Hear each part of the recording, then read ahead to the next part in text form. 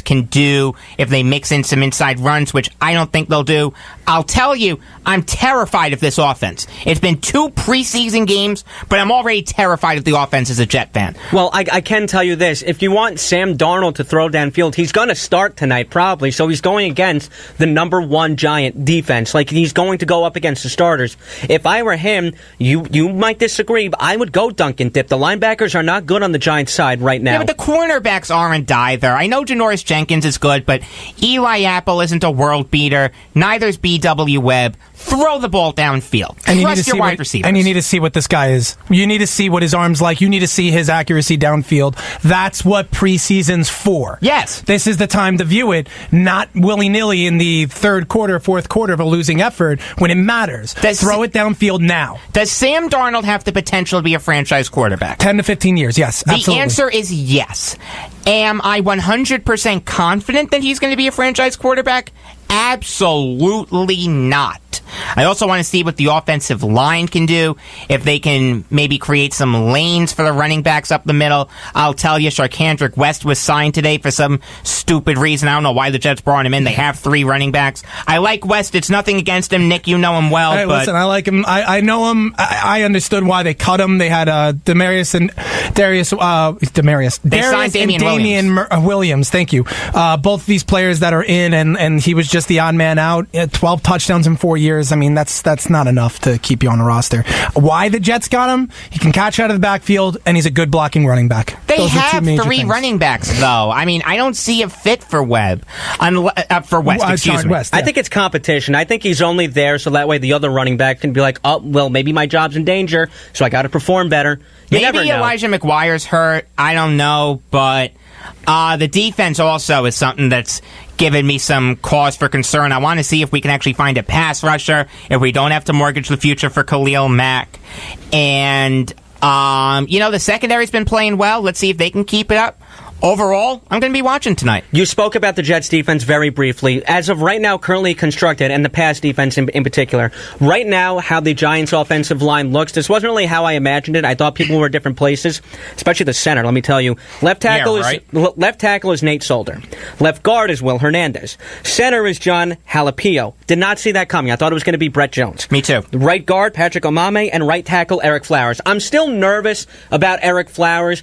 I think he'll be okay. I think he's shifting to a spot where he could be more comfortable with, but again, this is a quarterback's dream when you have your blind side protected. I said that before, and you got your blind side protected right now with Solder and a rookie Hernandez. That's a quarterback dream. And instead of Eli not knowing when he's going to get hit, at least he'll see it coming. So, I mean, that's the only bright side I can see. But the offensive line has been playing better. They have. Barkley's not playing. The running backs are okay. Wayne Gallman is amazing. I think he's going to be the second running back. I agree. You and I spoke about this. Jonathan Stewart's basically there for Gallman and Barkley, and there's a kid. He's the pseudo running backs coach. Yes, he is, and there's another running back that they were looking at.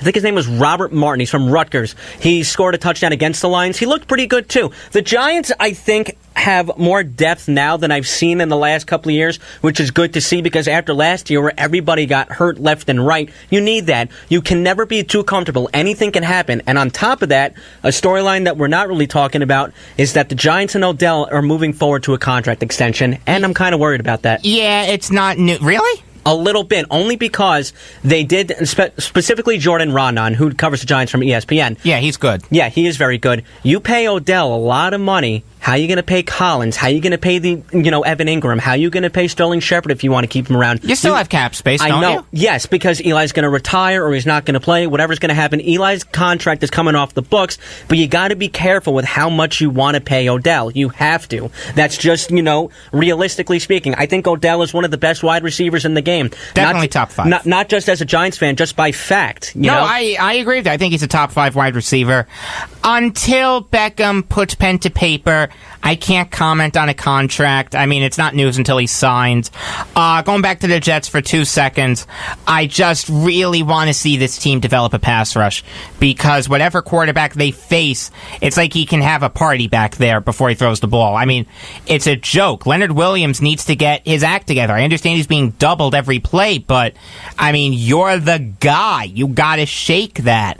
And the outside linebackers need to pass pass rush. Avery Williamson's been pretty good, but he's not a great pass rusher. I mean, it's scary when Frankie Louvu and Brandon Copeland are viable options. But this is the time to do it, though, because the right side of the Giants' offensive line is still kind of shaky. So this is a test. This is a test for the pass rush. Yeah, I agree with you 100%.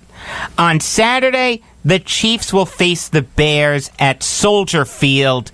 Nick, what do you think of the game? It's just a telling game. Mahomes is going to start well into the third quarter from what I've read. This is the test. This is the big test to see if they were right in trading away Alex Smith, if they are right in trusting this young quarterback. It's exciting. You know, he's mobile, he's got a big arm, and he's got nothing but weapons around him. So I'm excited for the game. I'm excited to see what he can do with more than just a series or two of action. And I think this is going to be a glimpse into the future of this Chiefs franchise moving forward. And I just hope everybody's clicking on all cylinders, especially Patrick Mahomes. Well, I'll tell you, you have a lot to look forward to in Patrick Mahomes. Yeah, you've been high on him. I have, and you've been low on him. I'm a Chiefs fan. Are you jaded? I'm jaded. I'm a Chiefs fan. I think I share a lot in common with Jets fans that we've been very jaded with quarterbacks in our history.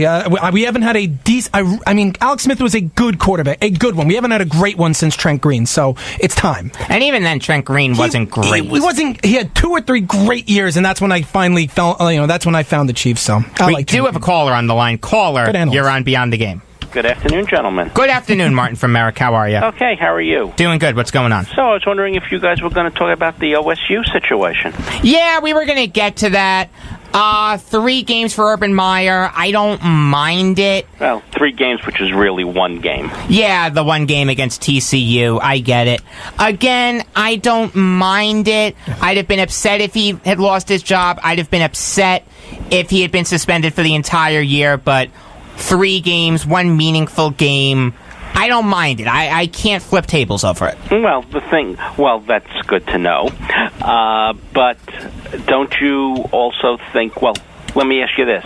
If it were a different coach who did not have the record that Urban Meyer has, do you think he'd be gone? He'd be gone. Martin, I completely agree with you. He'd be gone. I mean, listen, I understand your point with if it was an inferior coach, he'd be gone. But I'd be saying the same things. If this was someone like Luke Fickell who had these allegations, yeah, he'd probably be gone. But this is the culture at OSU. They are a football town. They eat, sleep, and breathe Buckeye football. And I understand your point. It's 100% valid, but I would be defending him the same way if he was Urban Meyer, Chip Kelly, Herm Edwards, Steve Spurrier, whoever. I think that's a problem. That's not the culture of OSU. That's the culture of NCAA Division I football, and that's a problem. And the NCAA, and more specifically, the Ohio State Buckeyes have just showed you they've learned nothing from the Ray Rice situation. They've learned nothing from the Joe Paterno situation. Well, let me ask you something. What did you want to have happen to Meyer? Do you want me to be fair? If you want me to be fair, I want you to be honest. Is what I want. I think you are. If you are knowledgeable of that situation, you saw it happen a second time. You knew about it. You're complicit. He should have been fired. You think Meyer should have been fired? Yes. Did he beat his wife? He didn't beat his wife, but so he knew he about should it suffer the twice. same fate as Zach He knew Smith? about it twice. But he also participated in a cover-up. He Yes, did not participate in a cover-up. He did everything he was supposed to do. I mean, it's not his job to be Zach Smith's conscience. He's responsible for him. He is his staff not member. responsible. Is Todd Bowles responsible for his assistant coaches? Are they grown men? Which one of his assistant coaches? Are they grown men? They're grown men, but they're still under his tutelage, and they're working for a university. These are college kids that they are supposed to be the example for. I understand that. No one is defending Zach Smith. Smith, I'm not suggesting you are, Jake. Zach Smith is not a good person. I wish, quite honestly, you might think this is harsh. I wish nothing but death upon Zach Smith. Oof. I think he's a horrible human being. He should drop dead tomorrow and I'll dance on his grave. I don't care.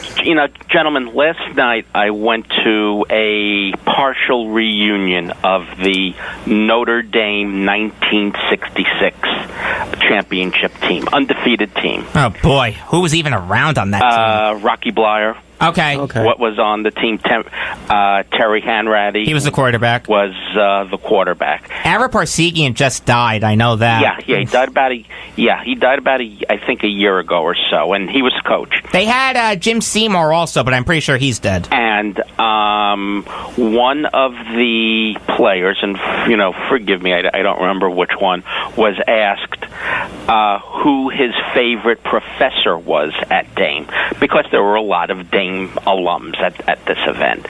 And without missing a beat, the player said, Coach Parsegian. Okay. So the point is, you really can't compare a pro situation to a college situation. Is Nick Saban responsible for his assistant coaches? Are they grown men? Am I responsible for Eric if he beats Emily? Well, am I responsible? Yes or no? Are you in a position to stop it? I don't know. Am I? Can I go up to Eric and make him stop? Can I? I don't know. I think the thing that he is saying is if you see it happen, if you know about it, maybe you might say, hey, look, you got to stop it, because obviously... That's all I can do. I can't make you stop. You're a grown man. I get it, but if you're Urban Meyer, you're technically the most well-known person in Ohio at that point. You got to remember... Especially since LeBron left. Yeah, especially then. But you got to keep in mind, also, you're at a university, and Nick's right at that point. He has the authority over these people because he's important in that sense. They're grown men. At the end of the day, they are responsible for their own conduct. Who's in charge of Ohio State? The president. The president, really? The president of the college. If you believe that at these institutions where they have these iconic football coaches at the helm, that that the president who have to answer to a board of trustees, they are actually in charge, you are kidding yourself. The guy who calls the shots at Ohio State is Urban Meyer. If that was true, he wouldn't have been suspended 3 games. He was suspended. The only reason he was only suspended 3 games is because that's true. He'd have been suspended for no games if what you said is true. We've got about a minute left. Make it fast, guys. Time for the bottom of the 9. All right, so... no, wait, Eric, I had your mic off because you were talking to someone. Sorry about that. Basically, I'll just relay the message. Kevin from Massapequa just called in. He basically just said the bottom line is the bottom line, and he wanted me to relate that to you guys. What does that mean? It basically means if he did hit his wife, in that sense, if he knew about it, then the proper, repercussions should have been made. If you beat Emily, I am not responsible for that! I get it. That is a bunch of nonsense. Should Evan Roberts be fired because Joe Benigno sexually harassed people? Should Mark Chernoff be fired? Should Francesa be fired? Should David Field be fired? It's a bunch of nonsense. I hate hearing it. Nick, tick me off some more. Okay. I'm actually getting off this because I'm tired of talking about it, quite frankly. I'm excited for the Penn State football season. I thought you said you were getting off it. I'm not getting off on that. I'm just saying I haven't talked about Penn State football at all. The team looks great, and I'm really excited. I think this could really be the first true run for a Penn State, despite losing Saquon Barkley, the first true run for Penn State towards a national championship this year. Yeah, I don't know if James Franklin's the right coach for him, though. We'll see. I don't know, but we'll see. You're right. We'll see. Sam? The Boston Red Sox, first team to 90 wins. Who saw that coming? And no team is even at 80 wins, so the closest, I believe, is the Astros with 77. So. Yankees, I think.